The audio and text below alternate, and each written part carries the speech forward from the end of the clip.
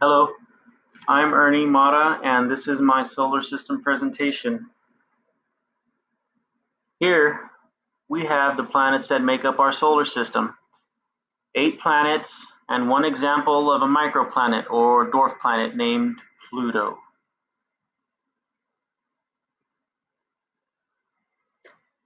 We can see the configurations our planets go about out from the sun. We have the inner planets and the outer planets, separated by the asteroid belt. The inner planets, smaller, more rocky, more dense, live closer to the sun. That's where they formed. Their materials were able to withstand the heat blast that came from the sun. Um, Everything else that couldn't withstand that heat ended up out here as a gas or ice giant. Further out, we got the ice giants, Uranus and Neptune. Um, the gas giant, Jupiter, has always been a favorite planet of mine. Since as far back as I can remember. Um, the Great Red Spot, just a nonstop hurricane of a storm.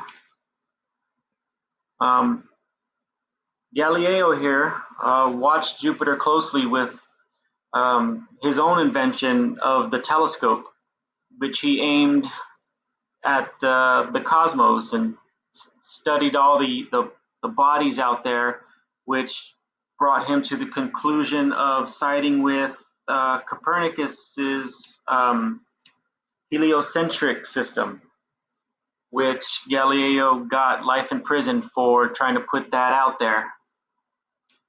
Bad for Galileo.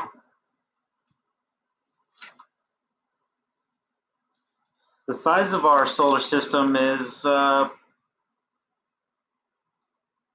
pretty minor compared to the rest of the objects in the universe. Our diameter of our own home here is almost or around 2,000 miles.